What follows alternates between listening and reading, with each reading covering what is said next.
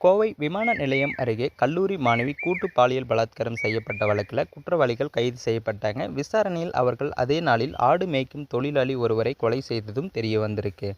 விமான நிலையம் அருகே பிருந்தாவன் நகரில் கடந்த மாதம் 2ஆம் தேதி ஞாயிற்றுக்கிழமை இரவு காரில் தனது ஆண் நண்பருடன் தனியார் கல்லூரியில் 1ஆம் ஆண்டு படித்து வந்த மாணவி பேசிக் கொண்டிருந்திருக்காங்க. அப்போது அவ்வழியாக மது போதையில் வந்த 3 இளைஞர்கள் ஆண் நண்பரை அரிவாளால் தாக்கிவிட்டு கல்லூரி மாணவியை புதருக்குள் தூக்கிச் சென்று மாறி மாறி கூட்டு பாலியல் பலாத்காரம் செய்துவிட்டு அங்கிருந்து தப்பி ஓடியிருக்காங்க.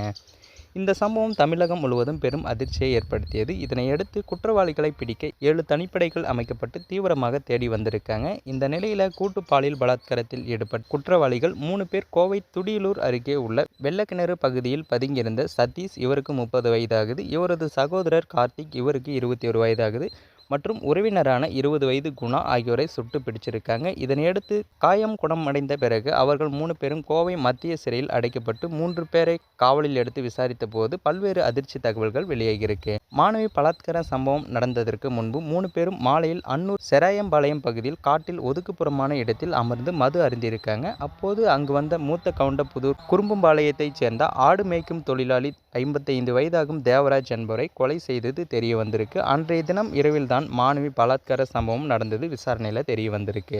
இந்த நிலையில கல்லூரி மாணவி கூட்டு பாலியல் பலாத்கார வழக்கில் 50 பக்க குற்றப்பத்திரிகையை கோவை மகளிர் கூடுதல் நீதிமன்ற நீதிபதி சிந்து முன்னிலையில் காவல்துறையினர் தாக்கல் செஞ்சிருக்காங்க.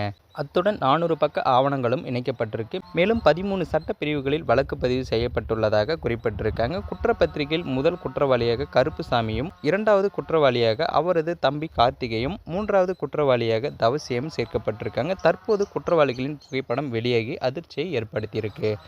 மேலும் இது போன்ற வீடியோக்களை உடனுக்குடன் காண மறக்காமல் நமது சேனலை சப்ஸ்கிரைப் பண்ணுங்கள், பெல் ஐக்கானை கிளிக் பண்ணுங்கள். அப்போ தான் நம்ம டெய்லியும் போடக்கூடிய வீடியோ உங்களுக்கு உடனுக்குடன் நோட்டிஃபிகேஷனாக வந்து சேரும்.